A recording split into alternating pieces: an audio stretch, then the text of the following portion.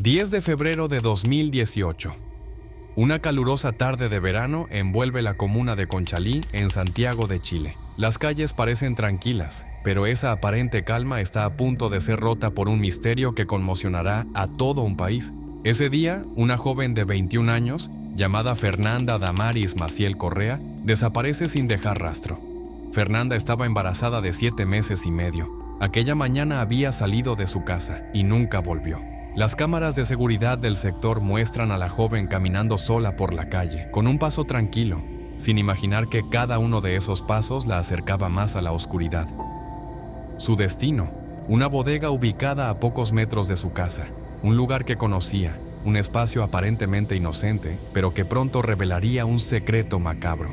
Las horas pasan, la noche llega, y Fernanda no responde llamadas, no responde mensajes. Su familia, preocupada, comienza a buscarla en el barrio, preguntando a vecinos, recorriendo calles, llamando a hospitales. No hay señales, la angustia crece.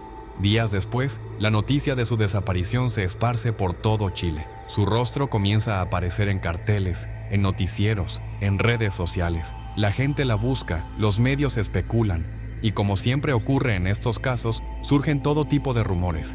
Que se había ido por decisión propia, que podría estar en Argentina, que había escapado con alguien.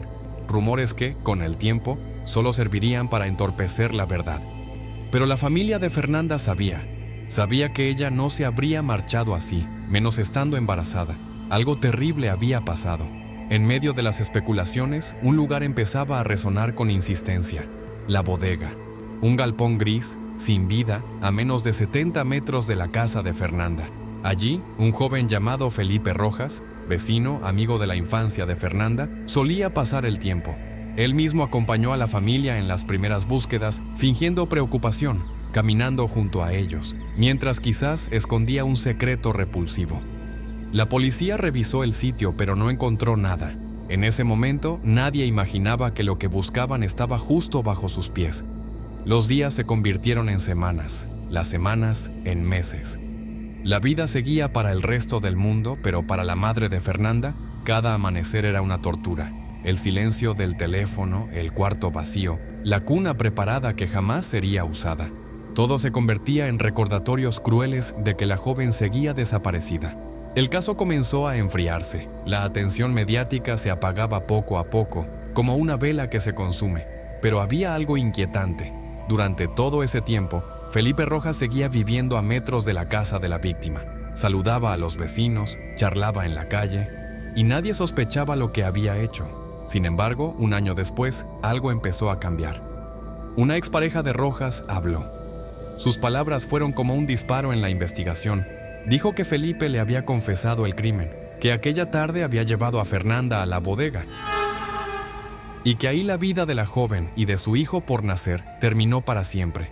Pero eso apenas era el principio. Cuando aquella expareja habló, las piezas comenzaron a encajar, y el velo que cubría la verdad empezó a rasgarse. Felipe Rojas, el mismo joven que aparecía en marchas, que consolaba a la madre de Fernanda, que acompañaba en las búsquedas, era, según el testimonio, el responsable de su desaparición. Dijo que Felipe había citado a Fernanda a la bodega con una excusa banal, quizás para conversar, quizás para mostrarle algo. Dentro de esas paredes, algo terrible ocurrió. La fiscalía cree que fue atacada y abusada, que su vida se apagó en medio de violencia y desesperación. En su vientre, un bebé que nunca vería la luz también fue condenado. Pero lo más perturbador vino después. Felipe no llamó a nadie, no buscó ayuda, sino que decidió ocultarlo todo. Cubrió el cuerpo con plásticos y lo enterró en el patio de la bodega. Sobre la tierra vertió cal para acelerar la descomposición y luego lo selló con una gruesa capa de cemento. Un entierro clandestino, a solo pasos de la casa de la víctima. En esos días posteriores, mientras la familia destrozada recorría el barrio, Felipe seguía allí, mirando, escuchando, incluso opinando sobre teorías. Era el lobo disfrazado de oveja, disfrutando del engaño. Y así pasó el tiempo. No días, no meses, sino más de 500 días. Durante ese lapso, la policía visitó la bodega en más de una ocasión, pero las búsquedas eran superficiales. Nadie perforó el suelo. Nadie imaginó que el crimen yacía tan cerca.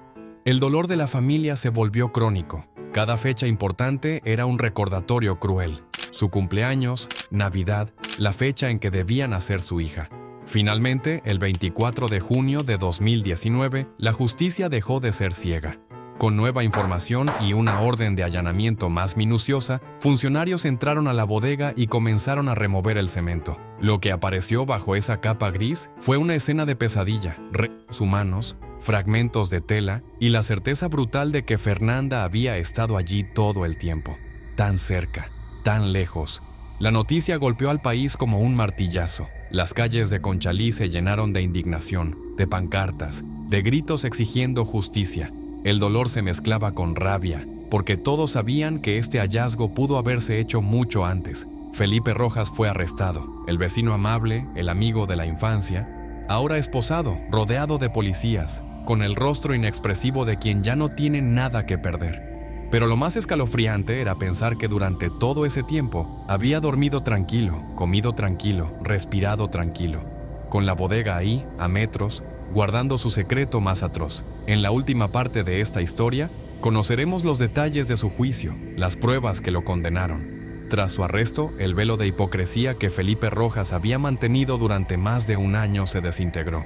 Las pruebas eran contundentes, las cámaras de seguridad, el testimonio de su expareja, los rastros en la bodega y, sobre todo, el silencio culpable que había guardado desde el primer día. El juicio comenzó, y en la sala, la tensión era casi física. Frente a él, la familia de Fernanda lo miraba con una mezcla de odio y tristeza.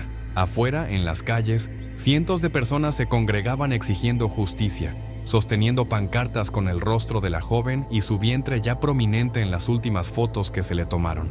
Los fiscales describieron con precisión quirúrgica lo ocurrido.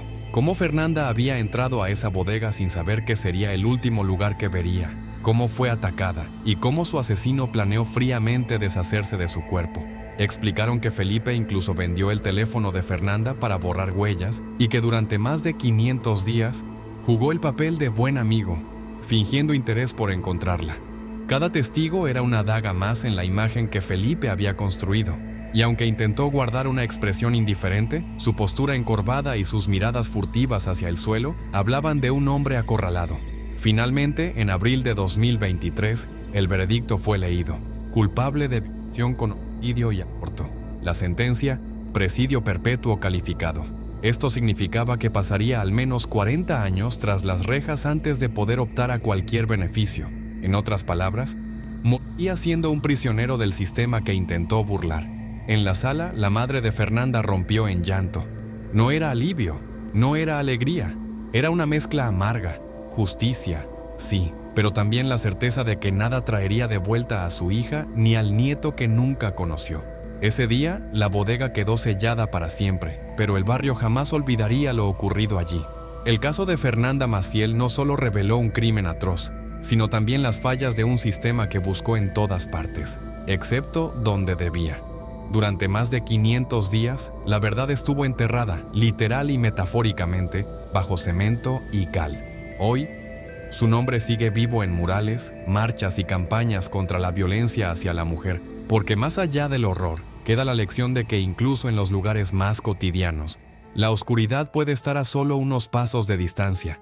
Y quizá lo más inquietante de todo es pensar cuántos otros secretos macabros podrían estar ocultos, tan cerca de nosotros, esperando el momento en que la verdad finalmente salga a la luz. Así terminó la historia de Fernanda Maciel, una joven llena de sueños, de vida y de esperanza, que confió en alguien equivocado.